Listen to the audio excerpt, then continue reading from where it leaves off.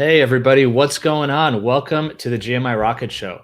Today's episode number 40, which is kind of crazy to me. It's been almost a year of doing this. I'm Roman Zelchenko, your host. I'm a former immigration attorney turned entrepreneur. I'm the founder of Laborless, which is an immigration tech platform that automates H-1B compliance, and also the founder of GMI Rocket, which of course brings you this show. And I'm super pumped for today's episode because we talk to immigration tech founders. A lot of the folks we talk to are kind of pure immigration tech founders in the sense that they kind of go into this saying, we're going to build an immigration tech platform. But my guest today, Michael Guirguis, who is the CEO of Seso Inc., that's spelled S-E-S-O. Their company is bringing automation to the H-2A visa space, which is effectively agricultural visa. It's a visa for farm labor, seasonal farm workers. It's a huge industry. We are obviously all very much impacted on it because if you eat, you need farms and you need farmers. But it's an industry that, it isn't as often talked about in the immigration space. And I think certainly isn't thought about from the tech side of things. So I'm really excited to dive into this sort of nuanced approach or nuanced sector within the immigration space and talk about how Michael and the entire Seso team, how they're building technology around this. So without further explanation, because we're not here to listen to me, Michael, thank you so much for joining, for being here. And I'm super pumped to learn about you and everything you're doing. Thanks, Roman. It's really awesome to be here. I haven't done a lot of these, so this will be fun and interesting for me too. Oh, good. It's one thing I've realized is that sometimes when people do a ton of interviews, they tend to kind of just they put on the script. It's actually kind of fun to be able to go and do something a little bit different because hopefully, I love talking and getting to know the person, right? So that's going to be super exciting. So you're in California. Are you in San Francisco or in Southern California? Yeah, I'm in San Francisco, and then we've got a small satellite office in Salinas where a lot of our customers are. That's awesome. And are you originally from San Francisco? I grew up in LA, actually. Oh, cool. Oh, sorry. Yeah, California. I meant to say California, but oh man, that's cool. So you're a West Coast kid from through and through. Yeah, I mean, I've lived on the East Coast for a bit. I lived abroad for a while, but yeah, roots are definitely in California, and it's the biggest specialty crop agriculture state, so it's a good place to be. Yeah, totally. That's and the weather. I always think about that because I try to eat seasonal as much as I can. I shop almost exclusively at our local farmers market. I'm in New York, and I do love having seasons because then when it's springtime getting into summer, you get your cucumbers back and your tomatoes and your berries, and it's amazing. But then of course when it gets cold, it goes away and you're just stuck eating beets for 4 months. But I always think about, man, if I lived out on the West Coast or in any tropical area, I could have bananas, local bananas year round, or avocados or lemons or things like that. I don't know. Did you ever have any connection to local food in any way for you guys? Yeah, I mean, so for the last 10 years, I've gotten a produce box from my cousin's farm, which is an organic farm in the Central Valley. And so I'd go to the farmer's market and just pick up whatever the box has. And then when I started getting into agriculture, I started delivering these boxes to friends and kind of getting them onto the local produce train. So yeah, it's a fun, one of the best perks of this job is I get a lot of free avocados, some free wine, some free produce. I never thought about that, but yeah, that's a good point. So go into an industry with good free perks. Got it. Exactly. Noted. Yeah. Love it. So I want to start back maybe a little bit. So you said you grew up in LA. Did you go to high school? You went to, I think I saw you went to Loyola High School. Yeah, it's an old Jesuit school in downtown LA. My parents actually wanted me to go to public school, and I thought I was going to keep growing and be a really good basketball player. So I chose to go to this private school that had a good basketball team, but I'm still 5'11", so. Do you say 6 foot on your driver's license? Because I'm 5'11", and my license totally says 6 foot. No, I wasn't that clever when I was 15. You're an honest man. I respect that. So what was it like? When you're in high school? I always I like to try to ask this question. Were you entrepreneurial? What did you have tendencies of maybe starting a business, or I don't know? Were you a good student? What was that like for you? Yeah, so I mean, I went to this all boys Catholic school, and there weren't a lot of distractions. So I was actually like pretty focused on school, and it wasn't coming from my parents. It was just like fairly self motivated around it. Looking back, I'm not really sure why, but yeah, I was pretty like into school and just had some really good teachers that scared me into taking school really seriously. I wasn't entrepreneurial. I wouldn't claim that. I was kind of following in my sister's footsteps. Growing up. So she did Model UN. I did Model UN, wanted to like, work in the UN or do something at like an international level. And then eventually wanted to be a policymaker and was really interested in labor policy. All the way from back, like when you were in high school? No, like in college. So end of high school, early college for me was the last recession. So it was a financial crisis. So everyone cared so much about the high unemployment rate. I was like, okay, well, I want to do something impactful. Maybe I could do job creation. So I studied economics in college and was really interested in job creation. But yeah, in high school, it was more just like broadly like, oh, like maybe, be Secretary General of the UN. I think there's probably 100 million kids in the world that want that job until you understand how that actually works. Yeah, that's incredibly impressive. Did your family, do you come from a family of entrepreneurs, or I don't know, is anyone in your family kind of running a business? It sounds your cousin has a farm, right? You said. Yeah. So that's interesting. My parents both spent their entire careers in the public sector, and they're first generation immigrants from Egypt. And like since the 60s, Egypt had a program where they guaranteed a public sector job to anyone who graduated from a public university. So Egypt went from a really high growth rate in the 60s to just kind of like no entrepreneurship. Really, a lot of people kind of just depending on that public sector job and even becoming taxi drivers waiting for that public sector job. So when immigrants from Egypt would move, they would look for a safe public sector job with a pension. So that was what my parents did. And they realized pretty early on that it's better to be your own boss and that I should take more risk, because they didn't take the risk. They went for the security. And so that always resonated with me. I didn't know at the time that meant becoming a tech founder, but the idea of kind of taking more risk was always in my head. Yeah. I mean, I was born in the Soviet Union, but I came here when I was 2.5 or 2. So for all intents and purposes, I'm from, the US, but definitely, yeah. I definitely appreciate that sort of, immigrant mentality where like at least the first generation, especially if they're older and they have kids, like they come in thinking we need to build, like you need to set a foundation. And then when you tell your kids like, hey, spread your wings and do the crazy things that people think of America for, which is often associated with starting a job, starting a company. And that actually parallels agriculture. So most farm workers in the US, they don't want their kids to be farm workers. And so that's actually the reason that we have such a big decline in domestic population of farm workers is the farm workers that we have today that are domestic have aged out, and they've encouraged their kids to go into different industries. And so that's why we have this huge labor shortage in agriculture today. Interesting. Yeah. And it's tough. I mean, it's like a physically really demanding job. I can imagine.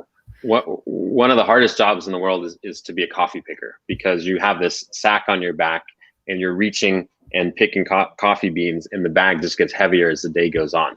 So it's a really noble job, and it's probably one of the most physically taxing jobs that you can do. So such a good thing to keep in mind, just because think about how many people drink coffee on a complete daily basis without even thinking, A, where their beans are coming from, and then B, sort of what does it look like to pick those beans? Like it doesn't just appear. Yep. I think about walnuts too, oddly enough. Walnut shells are insanely hard. I have an old water bottle and I tried to smash a walnut shell and it completely dented the bottle. Yeah. I was like, wow. And I just buy sacks of these things in the grocery store. Like, so you're spot on. I took the team out a year ago to my cousin's farm, and we planted strawberries and dug holes for maybe 3 hours. It was like the hardest 3 hours of my life. And these guys are doing that every day. And harvesting is harder than planting. So we got the easy job. Yeah. Wow. And that's cool. So after high school, so you went to Stanford, you studied economics, and you said you were kind of like maybe thinking about policy and things like that. And that was during the recession. I think I read you graduated in 2011, if I'm not mistaken, right? Yeah, so that's when there were a lot of kind of policies in place to try and counter the mortgage crisis. And so I wrote my thesis senior year on labor policy and worked with this professor called John Pincavel, who's he's been doing labor for 50 years. So he really understands, at an international level, the different dynamics that affect employment rates.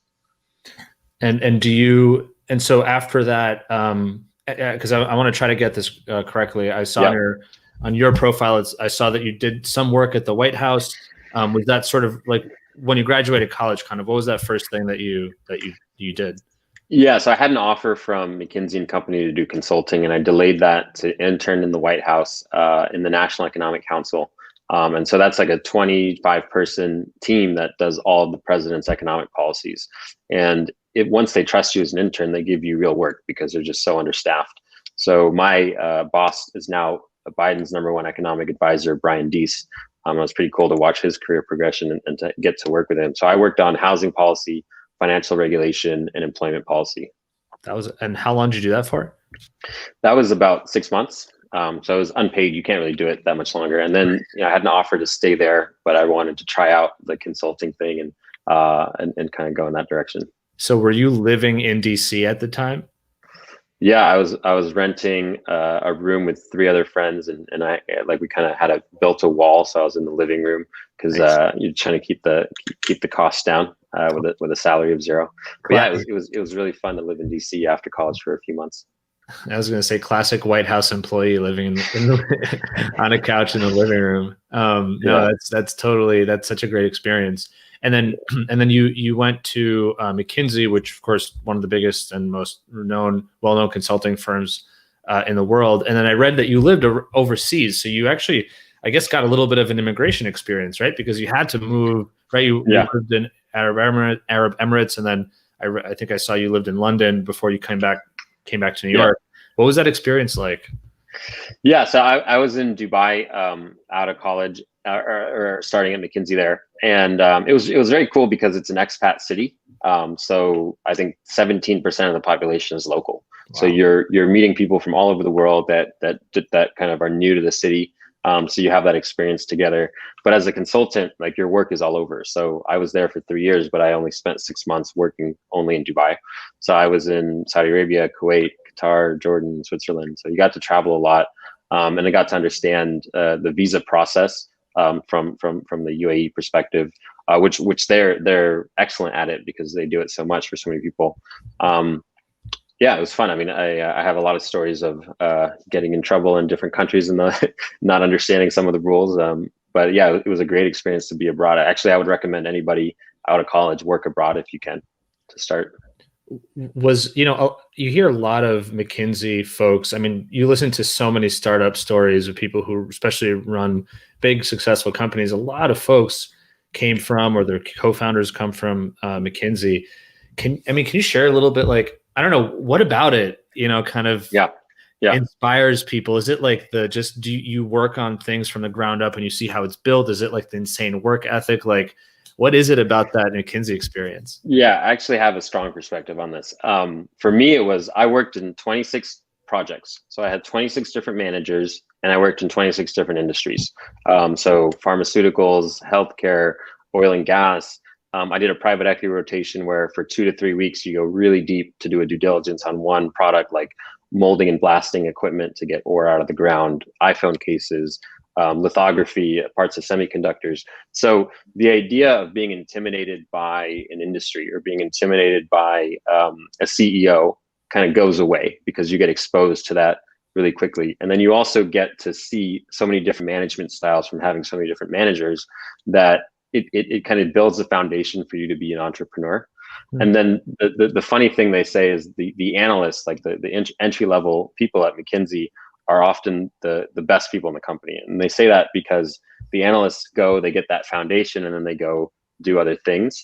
And not to say anything negative on other people in the company, but one of the things that really stuck with me is we were working on an oil and gas project on my first project, and the head of our oil and gas division walked in the room and someone whispered to me, "Oh, this guy's a big deal. He could be the CEO of any oil and gas company in the world if he wanted to." And I looked at her and I was like, well, then why isn't he? So the people that stay in McKinsey are a little bit less risk averse. The people that are analysts and then leave are a bit more risk seeking. And so that kind of pulled the I don't want to be the guy that's advising these other companies. I want to be running those companies, and I want to have ownership of that process. And I think a lot of people have that mentality when they join McKinsey. Interesting. Yeah. I really love the idea of like, I mean, management styles for sure, but of course it takes a little while for you to start managing people. But at least to your point about the very beginning of kind of seeing industries, not being intimidated by the unknown. I mean, you know, when you start a company, okay, fine, you've committed to a particular industry, but you know, an unknown could be, how do I market this thing? Do I do this legal structure, that legal structure? You're like, who do I call? Do I just get on the phone and call these people? Do I email them? Like, those little decisions could be quite crippling if you've never done them before, or if you've never been exposed to like these types of decisions at a rapid pace. So I totally resonate with that, because that took me a while for sure to get over. I love talking to kind of earlier founders, and they're like, I don't know, like they go back and forth on things where now I'm like, I would think no more than 5 seconds about this, and I would just move forward.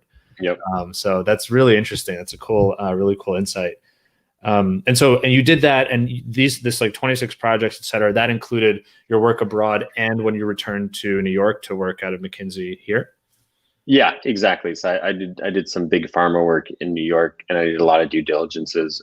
So the due diligences, or the private equity program that McKinsey has, is basically like a PE firm wants to buy a company. Before they sign off on it, they have McKinsey as like an external company come and do a diligence on everything except the price, because we're not, you know, legally allowed to tell you how much to pay for a company. So you'll go in and just try and understand everything about the market, the competitive landscape. You look at the contracts, and you know, a company will say, oh, we're making 100 million in revenue, we're going to go 500%. But then you look and you see that the contracts are all expiring and they don't have any renewals ready yet, right? So like you get to understand like a broad framework for evaluating an industry and a company in a competitive landscape. And then, you know, it's funny, the question that came up in every single due diligence is, well, what about either China expansion, or will China copy us, or what will China do? So like China was this like big thing across every industry, which is really interesting. Do you find that kind of evaluation analysis has been helpful for you? You know, and we'll get to this, but like, all right, you were introduced to this concept of, you know, farming and agriculture and sort of this labor shortage. Do you think, did you like immediately, do you just like put on that McKinsey hat automatically when you're looking into these things? Yeah, I haven't thought about it that way, but yeah, that's a good way to put it. I mean, you have this framework of, okay, well, like, what is the competitive landscape? Is it fragmented or not? Is the market big? Is the market growing? You know, what are the things that would kill this industry? So you're starting to ask and answer those questions for yourself, and that's like where the foundation starts for like, okay, I want to start a company. I want to, and you need to be able to tell that story to people you want to hire, to customers, to investors, and then when you start talking to investors, they start drilling you on questions you haven't thought about, which is kind of a bit more unique to like starting from the ground up in the venture model. And then you realize, oh, okay, well, there's more to the framework that I need to add on to it. But that, like, yeah, I think, you know, specifically that private equity rotation that I did created that base of thinking about evaluating new markets. Fascinating. So after McKinsey, I read that you went to a startup, right? An educational tech startup. Why the jump? I mean, it sounds like, I mean, I guess if I could back up for a minute, when you were at McKinsey, I'm curious, did you then start having the itch of like, I want to be the person to lead an organization? Like, because, you know, to leave that organization, it definitely is a big deal. So like the concept of like the golden handcuffs started to break in, where it's like, okay, you've been there 2 years. I got promoted to associate, so I could have skipped business school. The first golden handcuffs were go to business school, McKinsey will pay, and then you have to spend 2 more years here. Then you get, but I got promoted. I didn't have to do that. Then they said, okay, we'll spend 2 years or 1.5 years as an associate. You can make it to manager. Then you get to learn how to manage people. Then you spend 2 years and you make it to junior partner. And then you start getting paid. Then you spend 2-3 years as junior partner. Then you get a partner. And then you really get paid. And so there's always this like golden handcuff of like, why do you want to stay? And so could I have stayed another year and learned a ton? Absolutely. But the idea of just like being cuffed to this job that was great and I loved it, But I didn't want it to be the only thing that I ever did. So it wasn't about, I want to go start a company right away. I knew I wanted to lead companies. I didn't know if I wanted to start my own company or if I just wanted to like lead a company at some point. And then I went to Coachella with my cousin, and he had just dropped out of Stanford to start Yup, or initially it was called Math Crunch. And he was, I think, like 20 or 21 at the time. And I was just so inspired by him and the mission and the idea of what he was doing that he convinced me just there, right then and there, to like quit my job, leave New York, be employee number 4 or 5 at his startup. Wow. And what did that say? It was yup.com it turned into? Yeah. YUP. Yeah. Great domain name. Yup.com. Yeah. So that was a labor marketplace for on-demand tutors. So we connected students and tutors over a mobile platform, and then they chatted 24/7, and you could send photos and images. But the idea was a kid doesn't like barely listens to their teacher. They don't want to be talking on the phone to their parents. Why would they want to talk to a stranger on the phone? Mm-hmm. But they're always texting and chatting. And when somebody's in front of you, or when you're texting someone, you're fully engaged. You're reading and you're responding, and then kind of using images and videos. And that's actually, we thought would be more powerful than trying to get a kid onto video conference. And it was just like less friction. And so that was like a model that we tried out, and we're able to scale to 1 million students in the first year or so. And that's when it really like triggered for me, hey, I want to be a policymaker to create jobs and to have impacts. But if I go in through technology, I can reach more people. I can create more jobs at a much faster rate than if I were to do this in the public sector. Wow, that's interesting. Did you and you were, what were you doing there? Like when you joined, you said you were employee number 4, but what were some of the hats that you wore? Yeah, so mainly 2 hats: business development and operations. So operations was about building out the supply side of the marketplace, hiring tutors, quality assurance, ensuring that like we had a system to evaluate people, both when we were hiring them, but then we would actually grade every tutoring session. So we had tutors and then like senior tutors. And so figuring out that whole system, working with educators to ensure that we're testing people the right way, we're evaluating people the right way, we're adapting to Common Core and kind of the changes in math curriculum. And then business development was selling to schools and districts. So we were a direct to consumer company. And then I was tasked with figuring out, could we actually sell this at scale, like in bulk, to schools and districts? And some of our investors early on were saying, you guys are really focused on the education side, but if you're direct to consumer, you should have 2 buttons, teach me, tell me. So if they want the answer, just give them the answer. And a lot of companies actually kind of went with that model because it's hard to keep a student engaged if you're not just giving them a quick answer. And so we were very much focused on the Socratic method. Well, what do you think we can do here? Well, what do you know about factoring? Or why don't you give that a try? Instead of, divide by 7 and you get the answer, right? And so we were really built, and we didn't realize it at the time, for districts and schools and kind of like that model. And so we had the whole engineering team building out the consumer model. It was me and my coworker, Jen, who is phenomenal. She runs customer success there now, building out the schools model. So we used Google dashboards, and we didn't have any engineering. And we basically tried to get schools to buy bulk licenses. And we're able to actually get to, I think, $500,000 in revenue in the second year, just kind of hacking together that model. And now the company is entirely focused on selling to schools and districts and focusing on the educational side, and not like a quick answer, and not just having a kid happy that he got a quick answer. That's amazing. So were you starting to pick up on kind of like sales and biz dev skills as well? Because I assume that at McKinsey, yeah. I mean, unless you were kind of getting clients, I assume that you were given projects, you were getting projects. Yeah, and McKinsey partners will tell you, like, McKinsey has this very rigid approach about we don't sell anything, right? We partner with our clients. And so when you become a partner and all of a sudden you need to bring on clients, it's like, well, you need to sell, but you can't use the word sell, and you're not thinking about sales frameworks. So they actually make it kind of hard, but it's got such a great brand that they're able to do it anyway. I didn't know anything about sales. So the initial pitch was I'd go to a conference and I'd have a little booth, and I'd say, hey, we've got this really cool tutoring program. You want to try it? Or a teacher or principal would walk by, and I'd say, hey, I'll give you $100 if you can get this tutor on this app to give you the answer to this math question. Wow. Just kind of like figuring things out. And it was a pretty, looking back, it was a pretty terrible pitch, but the product was so good that like once we got them in front of it, they're like, wow, this is really powerful. And then eventually, you kind of, I think I read half of sales book, but it was really like learning on the job about like trying to understand the emotional mindset of someone when they're making a purchasing decision, especially like schools and teachers. So like one of the early big contracts we had with a school was not based on any data that they said, hey, we have this kid, Jamie, who never listens to his teacher, never does his math homework. And all of a sudden he's turning his math homework in on time. We were doing a pilot with them, and his mom, shows up at the parent night and says, Jamie, loves this Yup program and like is doing math for the first time. And so she bought licenses for the whole school, just like off that emotional decision versus, hey, let's do a pilot. Let's run through the numbers. Let's show you all the different things. So she knew that the product was good.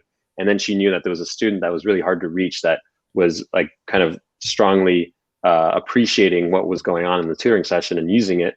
And so that was one of the early triggers for me to focus on, how someone feels and kind of, to quote like Simon Sinek, like starting with the why and really focusing on like, why do we do this? What's the thing that you care about that we care about, versus, hey, we have, this is what this program does. That's so cool. That's such a powerful learning moment especially to be able to kind of see that. And I suppose that was accidental. Yeah. Like you guys were delivering a good product. The byproduct of it was this parent that was just amazed that their kid loved it. And then that triggered basically an enterprise sale. Which is really incredible. Totally. That goes, certainly the power of why and the power of storytelling in general, and like connecting with, an individual use case rather than just saying, well, 50% of our, 75% of our, whatever.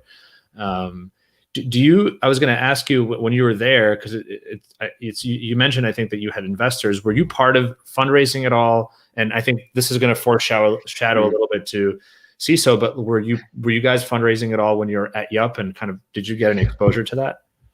No, I didn't get exposure to it directly, but the CEO was like a distant cousin of mine, and we were really close in college, and we had to start it together in college. So I told him when I joined, look, I'm joining, but I want to do this on my own one day.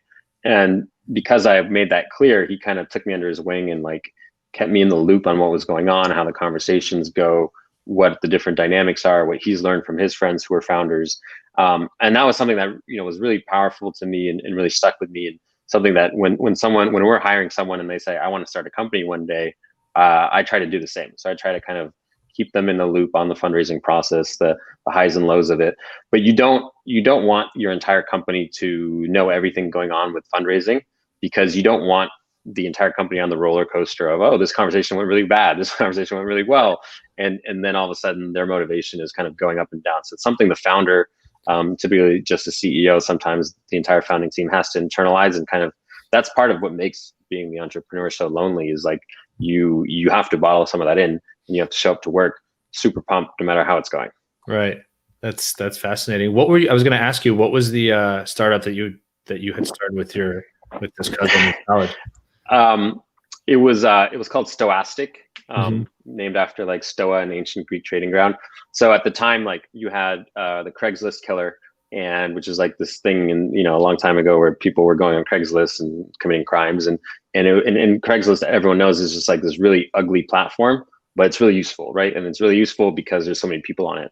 And so our idea was, well, let's create a more safe and secure platform that does what Craigslist does and is cleaner. And so we created a beautiful UI and basically had it so that your university ID is what allowed you in. So you were buying and selling and and then we kind of wanted to introduce this concept of trading with people from the university, so that you could verify who they are. You could probably do it in person and walk down the street and give them your Xbox or sell your Xbox. It didn't take off because there was something called SU Post, which was kind of doing something similar without the focus on the UI at Stanford. But and then I had left to go. So my cousin Naguib was a freshman, and it was really his idea, and I was like on board as a senior. I kind of checked out, and then I went and did the White House thing and let him kind of take it off. And then he eventually pivoted that into his first company, which is called Dwellers, and they were essentially doing what Instacart does. But Instacart had already raised a ton of money, and he was like 19, and so they were like, okay, this space is too crowded, and they pivoted that again, and then started Math Crunch, which then became Yup. Oh, wow. That's the whole story. So he's really been on that journey since day one, since Stochastic. Yeah. That's cool. Yeah, exactly. He must have dropped out of school like 3 times, but that's, that's the badge of honor, I guess. Yeah, that's incredible. That's super cool. So as you were at before we move on, actually, I just wanted to mention for folks listening and watching, I forgot to mention this earlier, but please shout yourself out. Tell us where you're watching from. I see we got a couple of people here, but leave a comment. Leave a comment and just tell us where you're at. City, state, country, if you're around the world. We do have Samir Kedekar asking a really important question. Are you a Laker or Dodgers fan?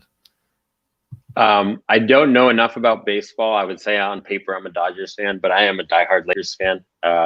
If you're from LA and you're not a Lakers fan, something's wrong with you. Touche. And we have Elizabeth Prenser saying, "Hey there, checking in from Stanford." Hey, Elizabeth. Elizabeth. And Marcelo just mentioned McKinsey sells all the time. I mean, I suppose maybe from a marketing standpoint, when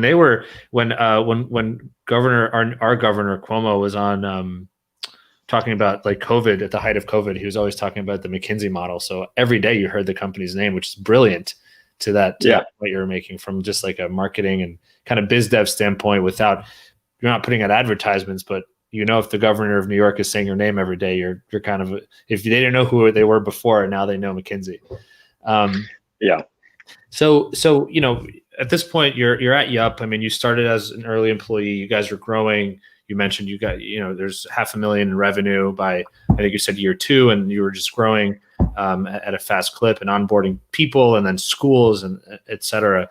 So I want to kind of move into this part of your story where you kind of start discovering what would become Seso. So I read a little bit about it, but I'd love it if you could kind of share a little bit of how you came across this problem and sort of why, because so far you've clearly had really incredible experiences, but nothing has clearly sparked you at this point to go out and start your own company, right? Yeah. Until this. So like, how did that happen? And sort of what about it you felt strongly enough about to say, you know what, I'm going to go for it?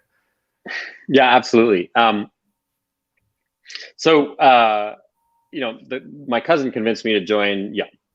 I have another cousin who's a farmer in the Central Valley. So there's a lot of cousins in the story, but so she's a farmer in Hollister, California. She's got a small organic farm called Oya Organics, and we're really close. And she was evaluating buying the farm next door. And so she sees me as a finance guy. I don't, but she kind of is like, come look at my books, right? And I hadn't really looked at a P&L before, but I'm looking at her books and we're just talking through everything. And what was revealed was like, okay, the main thing holding her back was she wasn't sure if she would find seasonal labor to harvest these extra acres. And she told me, already I'm losing, already a lot of the crops rot in the field. And I thought that was insane. And then I started researching it and I realized, okay, there's $18 billion a year of crops rot in the field every year. And there's 2 job openings for every job applicant in agriculture. In California, it's 4 to 1.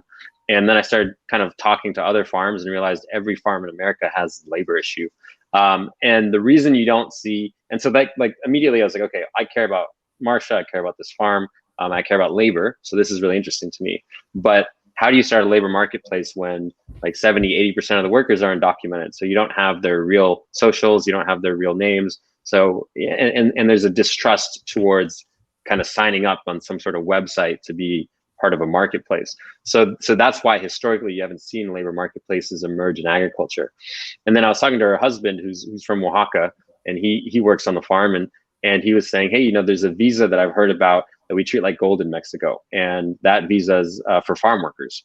And so that's how you bring in legal workers. And I started looking into it, and what I discovered was that this visa has grown 300% in the last few years because the domestic labor shortages just continued to grow.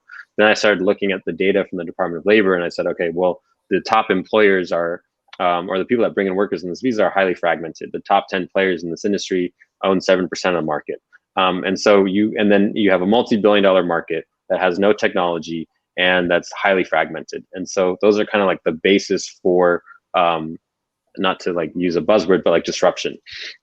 And so like that was enough of a trigger for me that I was like, okay, if I'm going to do this, I want to do this now. And I had a goal to start a company before I turned 30. And I think I incorporated it like literally like a few days before I turned 30. So I quit my job, spent like a few months really digging into it, and then started it a few months after that. And it was a lot of just like, yeah, it was pretty scary initially because people thought that it was crazy. And essentially, like we're trying to bring in workers from other countries into the U.S. I didn't have a legal background. I didn't have an agriculture background, and I'm trying to get into a legal agriculture technology company. So it was a little bit crazy, looking back. But I was shadowing like people that do this. So I got introduced to somebody who's a labor contractor, and he's a guy who used to work at Whole Foods and wanted to like reform the industry. And I was shadowing him, and he was trying to like scare me off and tell me how complex it is and all the signs and all of like the different things you need to do and how far the bathrooms need to be from the field and kind of getting into the nitty gritty. And what I realized is like nobody in the space kind of sees or I shouldn't say nobody, but like I didn't find anyone seeing the bigger picture of, well, there's ways to just improve all of these processes with technology. And, that's where I can come in. And that's what I've done before with this other company. And so that's the opportunity. I didn't know what the solution was. I just knew that there was a lot of pain points.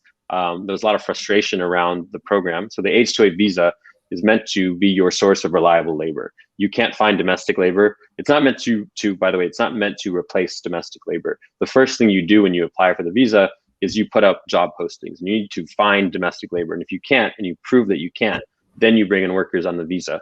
And so the program was for reliable labor. The labor itself is reliable. People love to come on this visa because they get paid, let's say you get paid $10 a day in Mexico to do the same job. You get paid $16 to $20 an hour to do it here.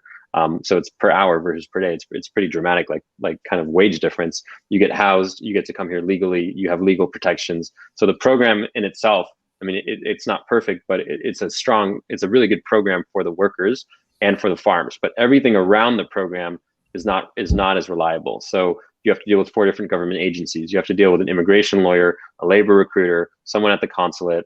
You have an HR team trying to figure out all the different labor laws. And so there's so much complexity that I saw that as the opportunity, like try to just remove the complexity from the program. So you mentioned that you said you talked to your cousin, obviously you came across this issue, and then you mentioned that you talked to a bunch of other farms.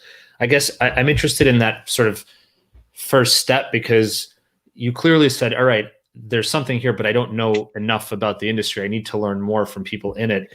How did you do that? And I say this so that hopefully people who are listening can see a parallel for whatever idea they're thinking about. It's like, if I see a problem, but I know that I don't know everything, or probably, frankly, I know that I know very little. What are those first steps? How do you find the right people to learn from so that you can tick off enough boxes to be like, okay, this is crazy, but there's enough here for me to actually take that step? Yeah, I mean, it wasn't like a clear path. It was like you just start talking about the idea, and you kind of have to be vulnerable. That's probably the key. So like you just start talking about this idea in this market to everyone in your network, and then all of a sudden like relationships emerge that you didn't think about. It's usually your second and third degree connections. So like the first big one was Todd Hine, the CEO of LegalPad. He was our immigration lawyer at Yup. And Naguib, our CEO, takes credit for convincing Todd to like not be an immigration lawyer, but to start a company around it, because he was so good at getting H-1B and L-1 visas, and he had some like kind of basic software. And Naguib was like, dude, you should make a company out of this. So when I said I want to automate the H-2A visa, Todd was like the first person I went to understand how that works. And then he introduced me to somebody in his program who was doing some work in agriculture, who introduced me to somebody who was doing labor contracting work with like a technology focus. And then I, shadowed him, got in his truck, and was like just kind of seeing what was going on. I had a friend who was a product manager at our last startup, whose girlfriend's dad was a farmer, or the COO of a big farm. I went to a wedding, and I was talking to a friend about the idea, and he said, oh, this guy that I studied abroad with 10 years ago is in the industry. And then and he does insurance in the industry. And I started talking to him. His name was Mario. And then Mario became an advisor to us. And Mario, like, I'd tell him what I was thinking. And he's like, hey, dude, first you need to like know the words. Like I didn't, outside of agriculture, you think everybody's a farmer, but you actually have a grower, you have a farm labor contractor that employs labor, a grower grows produce, and you have a shipper packer that like cools and ships it. Then you have a distributor, you have Costco that sells it. So there's all these different stakeholders, and I didn't know any of that. So he was just like explaining how it works, and then he's introducing me to his network. And I'm showing up on a farm and in Oxnard telling them, hey, I want to make this visa easier for you. How does it work? And like no one takes you seriously at first, which is fine, but you're not there to sell, you're there to learn. So I think the key is like early on, I think, initially I thought, okay, this is how you start a company. You put up a landing page and you spend $100 on Facebook ads and you get people to click it. And there's some truth to that for some businesses, but it's not about selling. It's just about listening and learning. And so the more people you get in front of and the more people you listen to, the more your idea forms and like the actual solution that you think can actually fit the market develops. And everyone says like you pivot 2 or 3 times from your initial idea.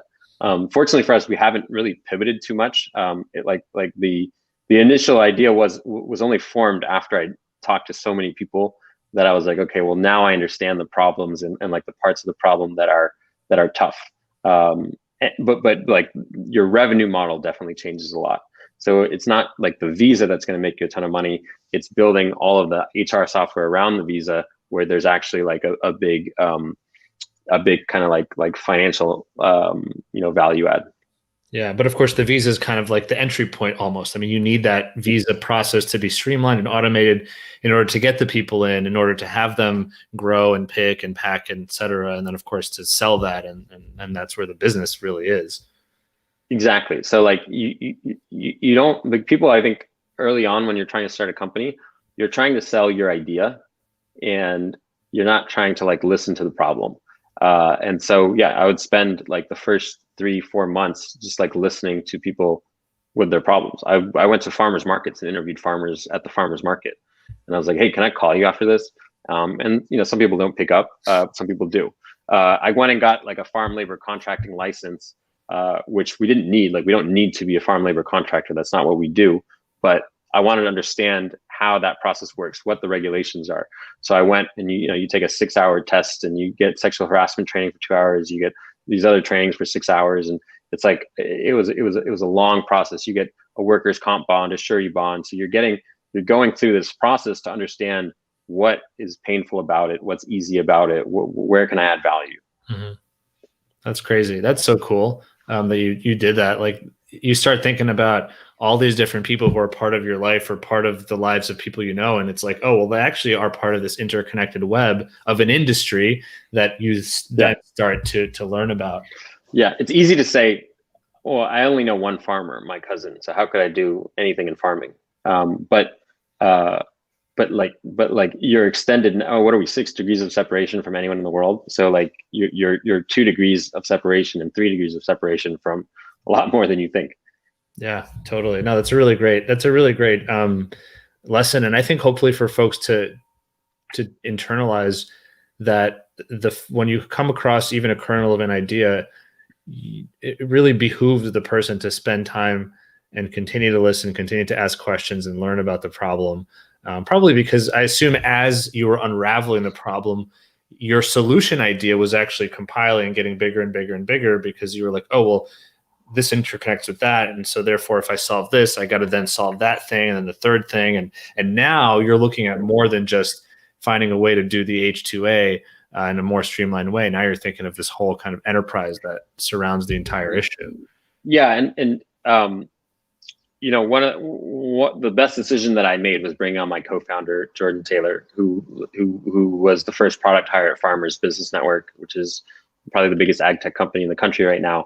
And so so I knew the problem space, and I knew that we wanted to do something with bringing in labor. But I don't have a proper technology background, and I hadn't worked with farmers before. And so Jordan and I were getting coffee for a year as I'm going through this, and he thought I was crazy to quit my job. But eventually, I'd validated enough and gotten in front of enough like big players to just listen to them and tell them, hey, I want to work on this. And they'd say, yeah, I want to buy you lunch and pick your brain. And they'd say, I want to buy you lunch because we need smart people to figure this out.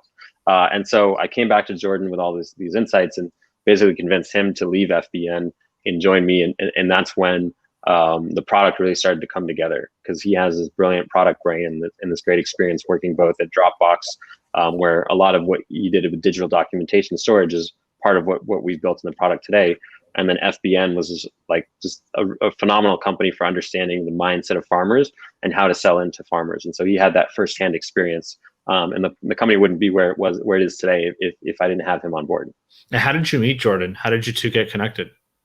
I met him through a mutual friend that he worked with at Dropbox. And I went to college with, and so I told that. So I kind of looked on LinkedIn for ag tech companies, and then I found people that had good profiles. And then I reached out to a friend and said, "Hey, introduce me to Jordan." And so he introduced me to Jordan, and then we started just talking through ideas and getting coffee. But initially, like, he was a bit hesitant. He thought like I said, he thought I was crazy. And then it started to come together, and it came together with his support, right? I love that. And I just want it for the people in the back to hear that LinkedIn is a really, really powerful resource to find resources in terms of individuals, and then of course potentially your co-founder, your future co-founder. So yeah, so I could talk about LinkedIn forever. I mean, I do not work for LinkedIn. I don't have any LinkedIn stock, but I am the biggest LinkedIn fan. I spend more time on LinkedIn than Twitter or Instagram.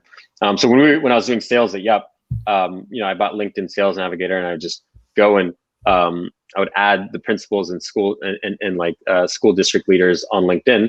And they don't get that a lot. So then I would just message them and I'd say, "Hey, we have this really cool product. Do you want to talk?" And I got like the CEO of Penn Foster. It's like one of the biggest online schools in the country to respond and say, "Yeah, why don't you email our CFO?" So I emailed the CFO. I said, "Hey, the CEO told me to reach out to you," even though I've never met him. We've never even talked.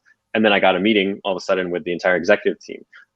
So when we wanted to hire salespeople, I added a bunch of people on LinkedIn. They're still in my network. And every time I post a sales job, the guy that I tried to hire 5 years ago and everyone that I added is now in that network. So LinkedIn is extremely, extremely powerful. I can't really emphasize that enough. You're preaching to the choir. And anybody who's listening here who knows that is probably smiling right now, because they're like, you have found the right person to talk to about LinkedIn. About. Are you sponsored by LinkedIn? I want to get sponsored. Be. That would be great. Yeah, I agree. I think this episode, now a word from our sponsor, LinkedIn. So cool. So at this point, you validate the idea. You've got your co-founder. You've figured out really a lot more about the entire industry. How do you then start kind of building this and sort of, I guess, and probably a lot of people are thinking about this too, but then where does the fundraise come in? Because clearly this is a big problem. You're not just building kind of, just a mobile app, right? You're building a network. You need the recruiters, you need people to find, the individuals to come in as farm workers. You need to then build out the tech. You need a team. What are some of those steps that you took after you validated the idea, after you've got your co-founder on board, to actually turn this from idea and tinkering to like full-on company? Yeah, I'm hesitant to give general advice on when do you fundraise, because I think it's very different for each company. Sure. Each company is unique. A lot of things you'll hear investors say is like, this is traditionally how it's done. And you should know what traditionally is how it's done means, but you should also feel very comfortable ignoring that. So for us, like, we did not have a live product when we fundraised. I started fundraising, and then Jordan came on like as we were getting some angel money. So it was just me. So it wasn't the team. It wasn't a team. It was really like when investors are at the seed stage investing, they're not investing in your progress. They're not investing in your revenue. They're not investing in the product that you have today. They're investing in you in the market. And like, some people have different theories on, good market, bad team, market can still win. Good team, bad market, you lose. Like, there's different kind of perspectives on that. But you needed to, once you felt confident, like, okay, I'm going to tackle this market, then you want to tell a compelling story of why you are uniquely positioned to succeed in this market, and why this market is worth addressing. And then you need to show product market fit, right? So for me, it was, I kind of emphasized my interest in labor, my experience doing work related to labor, and that this market is growing, that it's big, and that there's no technology in it. And then, the fragmentation. So kind of like the same deck that I would put together for a private equity company to do a due diligence was kind of similar to how I approached putting together a pitch deck for this. And I mean, when I look back, those pitch decks were terrible. I mean, they're like, it's you've got like 500 words on a page, and you've got graphs, and numbers that don't have context. So like the deck itself doesn't matter as much as the narrative of like, why are you doing this? Why are you committed to this? Why are you uniquely positioned to succeed in this market? And why is this market appealing? And then that's enough to get seed money. And I mean, this is the biggest bull market that we've ever seen. One of my friends, Alex Clayton, he's a partner at Meritech, which is a growth fund. He said the best pitch he's ever heard is from Andrew, the CEO of HIMS. And he talked for 45 minutes straight with no questions and no deck. He just told you a story, and he told it very compelling. And he told the story of himself and the vision and the company and the market. And by the end, everybody was clapping and everybody was like so excited. And then someone asks a question and says, well, we did some market analysis and our numbers are half what you're presenting. And he says, I'm an entrepreneur. That's what we're supposed to do. And they were really excited to try and invest in that. So I think people get a little too caught up in the numbers at a seed stage. And one of my angels gave me great advice. He said, people care a lot about TAM when you're a founder and you're trying to figure out, like, is this the right market? What is the TAM? And yeah, you definitely need to do that exercise, but it's something that can hurt you. It doesn't really help you. Like people overanalyze like the market, and they need to be excited about the market, but the product that you're building today is not necessarily the product you build in 3 years, and not necessarily the product that you get into. So like, it's kind of a checkbox at the seed stage. Is this a big market? Is it highly saturated or not? And then you can go from there. Yeah, that's such great advice. I think, and for folks listening, TAM, total addressable market, is usually a really big number. It's usually a number that no company would ever, purport to capture. The idea is just like, there's a $20 billion market in this space. I'm not going to get necessarily 20 billion right off the bat, but this is the theoretical opportunity. And I mean, Uber's first pitch deck, I think, said it was a $300 million market. I mean, the market, not the company, the market, right? Like, so you're going to get it wrong. Yeah, totally. Exactly. And you think about Uber now, how big how much of their revenue comes from food delivery? Like like that is not a black cab service company. That is like, right. So like, I mean, they've pivoted so much. So that's really valuable advice. And I think, one of the things that's really interesting, and one of the reasons I'm really happy to talk to founders like you. And again, I know you're not in quote unquote immigration tech, but I would say you are, because you're building technology and service around an immigration process. Although, I want to talk to you a little bit about your future vision, of course, for Seso. But I think the reality is what's happened a lot in the immigration space is that there have been a lot of relatively small companies. It has never been a super hot market. It's not electric vehicles. It's not, whatever. And so there have been some acquisitions, but they've been private, and there's no knowledge whatsoever of how much money those companies were acquired for, what their, annual recurring revenue is. So like, when you're starting an immigration tech company, if you do want to get funding, or even if you just want to evaluate the market size or opportunity for yourself, when you see companies getting acquired or what have you, but you have no idea what the financials around that are, it's like hard to know where you stand. Does this make sense? Is this truly a big enough market? So it's really nice to see companies like yours. You get fundraising, which of course you publicize because it's exciting, and et cetera. And like companies like Boundless, they just raised a big fund, and LegalPad have raised a few times. And I think that is great because it gives us insight into what outsiders, right? Investors. These investors are not immigration lawyers, probably. Mm-hmm. They're probably they're financial people. They see the big picture. They invest in a lot of industries. And I think having that outside view is so valuable because sometimes us immigration people just like get caught up in, this regulation or this policy is going to happen or not happen. And like, but people who are from the financial space or the financial side of things, they see the 10-year view and they're like, look, there's going to be ups and downs, but overall, I see this market as X size. So thanks for sharing all that, because I think it's great for people to kind of understand how this works. And of course, how to think about it if they want to start something. Yeah. And so like, you could say we're an immigration company. You could say we're a legal tech company. You could say we're an agriculture tech company. You could say that we're a fintech company because we're trying to bank farm workers, and we're building payroll, and we're building, like a vertical SaaS play across the back office stack. It doesn't really help. So you might be really interested in immigration, but it doesn't help you to only think of yourself as like one function. There's a really good article by Andreessen Horowitz, or published by Andreessen Horowitz. I don't know who specifically wrote it.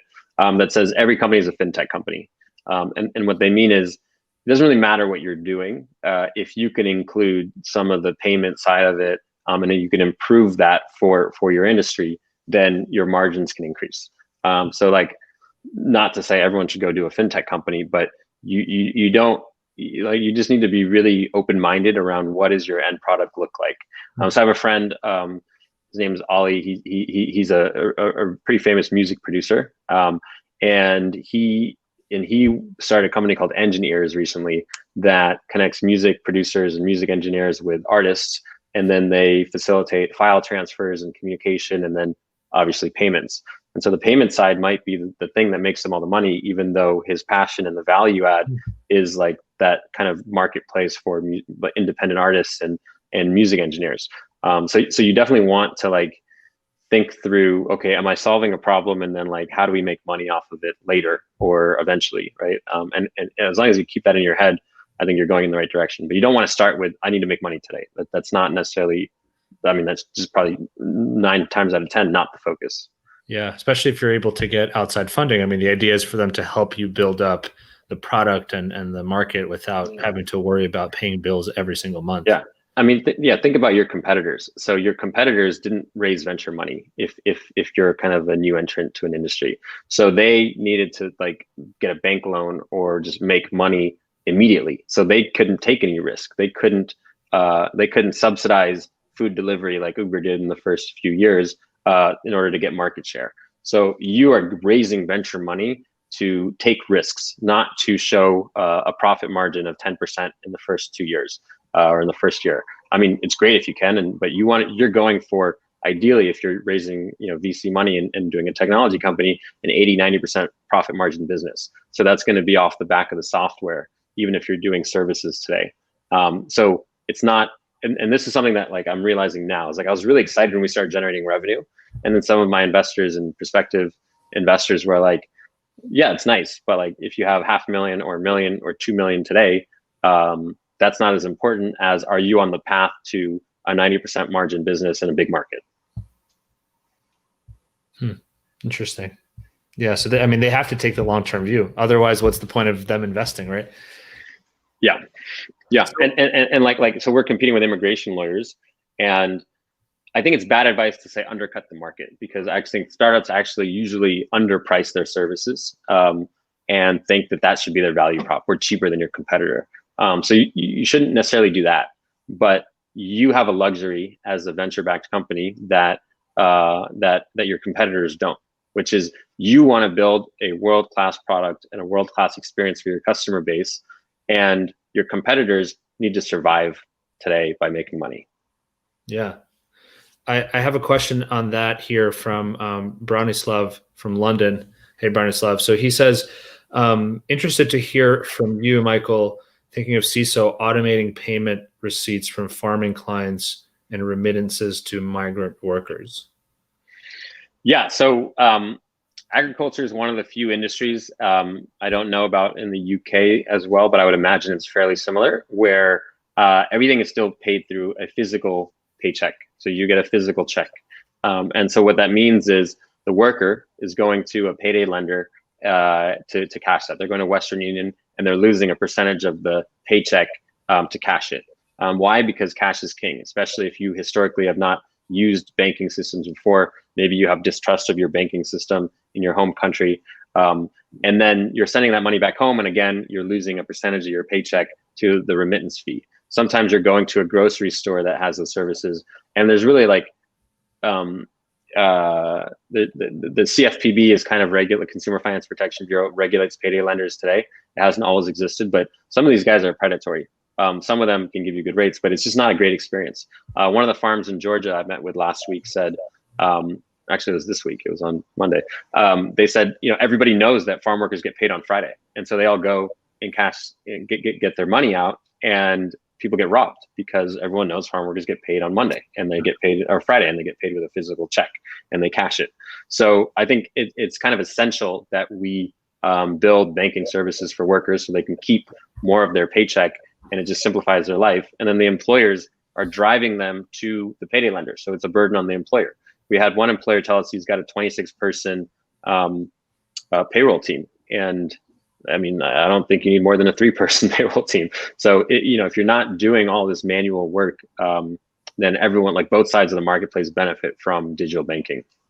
Yeah, that's super interesting. That kind of goes back to your point about fintech. I want to ask you, because I want to be conscious of your time too.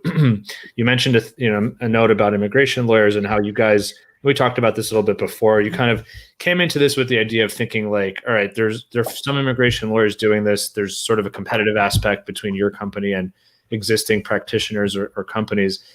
I suppose this is very late in the conversation, but like, can you give us a quick overview of sort of how does Seso work? Like, what is the end-to-end solution? And then, especially I think for this audience, how do immigration lawyers fit into your vision, or like, what's your relationship there? Yeah. So, you don't need to be an immigration lawyer to do the visa that we work on. So initially we were just cold calling small farms and saying, hey, we'll do your visa for free. And some of them were crazy enough to say, okay. And so that's how we learned how to do it, is we just started with small farms and we did the process, and we worked really hard, and we asked every question we could, but we didn't have any lawyers involved. And we, to this day, have 100% acceptance rate doing visas. Now we have a pretty expansive outside counsel team that are some of the industry leaders. And initially we were competing with immigration lawyers and agents that do the visa. And we got cease and desist. We got threatened by somebody at some point. So it was a little ugly early on. And now we're learning that, hey, there's some people that do this so well that we just want them to use our software, partner with them, and then upsell their client base all the other products that we launched, like payroll and timekeeping, and eventually the ERP system we're building towards. The product today is essentially a farm says, I need 100 workers. So we will do recruiting. We have a team in the ground in Mexico that does recruiting, and we work with other countries and partners in other countries. We take care of the entire consulate process, scheduling your interview, making sure you're prepared for the consulate interview, and then helping you get arranging transportation to the work site. And then we do obviously the petition, the filing itself. So that's like the staffing side of it.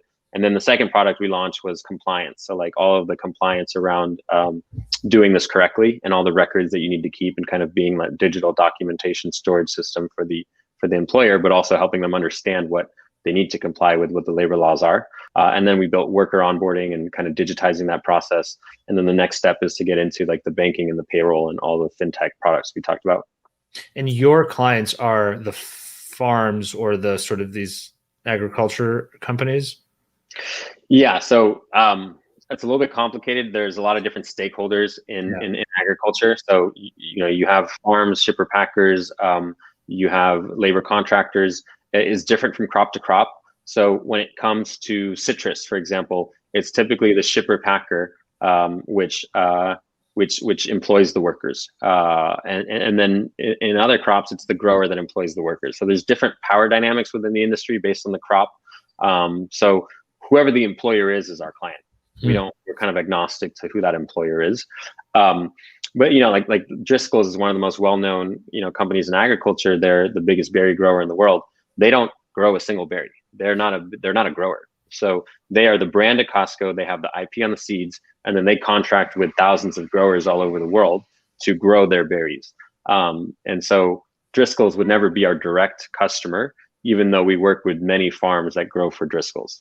Wow, interesting. And then to bring it back for a moment, where you mentioned, there were some of these immigration lawyers who were just the biggest in the market. And at first you were like kind of going head to head, but then the idea was, all right, why don't you utilize our software, and then your agriculture clients, you can then onboard, you can bring them into the platform to leverage some of these additional services. So in that sense, can immigration lawyers also use Seso? Like, can they be your clients as well to automate the H-2As that they're already working on? Yeah, 100%. We were initially hesitant about that approach because, again, we were focused on, well, we need to generate revenue early on as a seed stage company. And now this is a rev share model, so our revenue gets cut. But thinking long term, well, this allows us to get hundreds, if not thousands of employers on the platform sooner. We still generate revenue from it, and we get the workers on the platform. And so it's just a better model for us all around. But we needed to compete with those immigration lawyers early on to earn their trust and respect in that, hey, we know what we're doing, and we needed to also compete to learn how to build a product around the process. So we had to compete early on. And now we're looking at partnering not just with immigration lawyers, but also like farm associations that have like kind of this process as a service that they charge for their members. It's really cool. One last question I have about that is, you mentioned rev share model. I know with law firms, I mean, as far as I understand, lawyers aren't really allowed to, I guess, share case fees with non-attorneys. Is it a little bit different in this space because of the nature of this visa type? It's a little bit of semantics, but you would probably position it as a software license fee. I see. Yeah. Interesting. Yeah. That's interesting, because I haven't really seen that in the immigration tech space, right? For the most part, it's like tech platforms working with lawyers.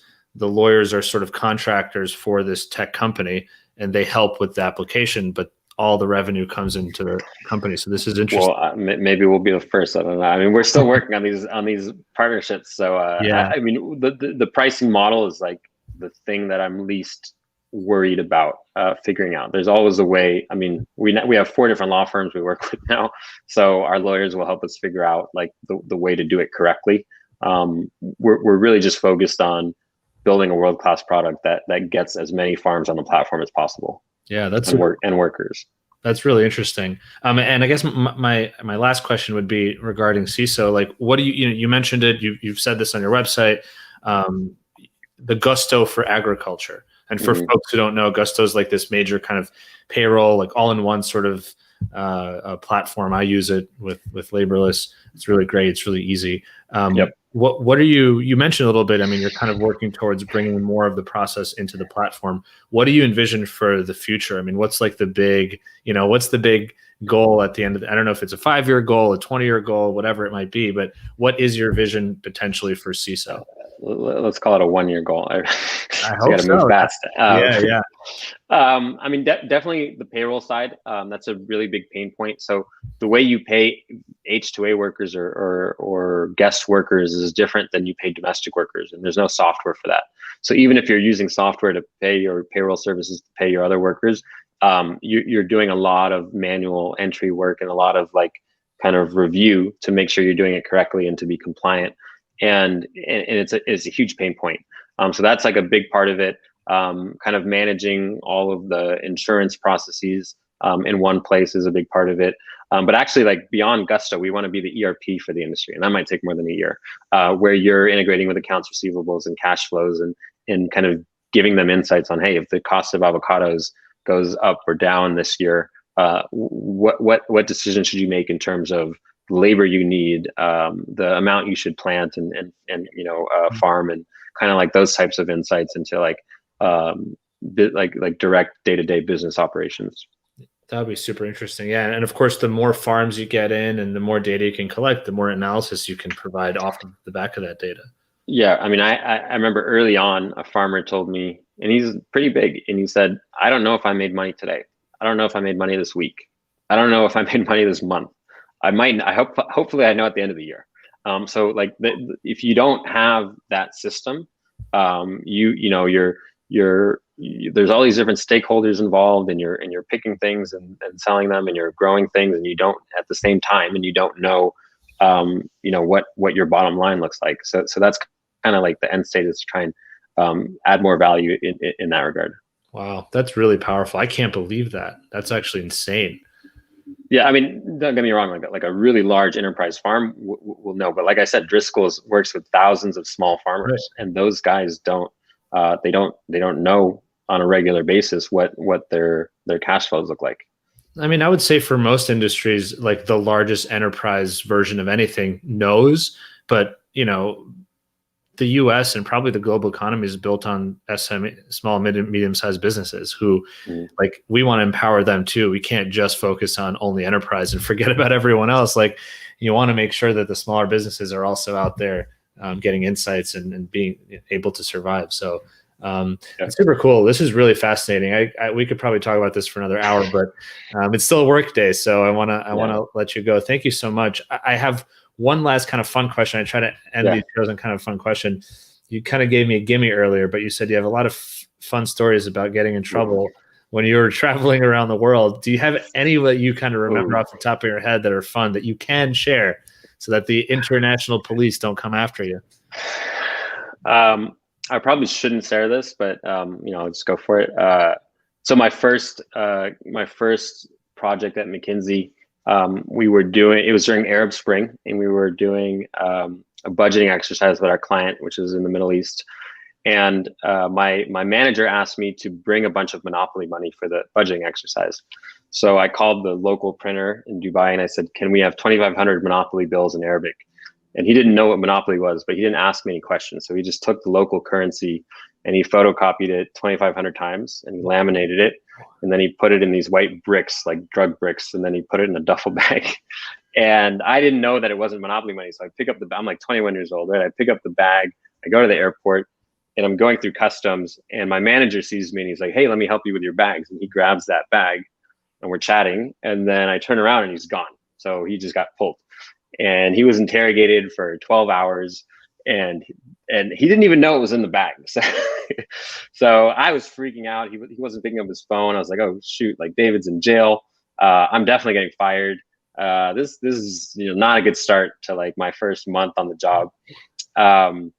And eventually he got out of jail and he went to like Central Intelligence for questioning. Eventually he convinced them that like, hey, he's been working in this country for 3 years and he knows the crown prince of it was Bahrain of Bahrain, and he's done education work for 3 years. And they didn't believe him. And he's like, just call the prince's office, So 12 hours into the interrogation, they call and they're like, oh yeah, David's great. He's a great guy. He's fine.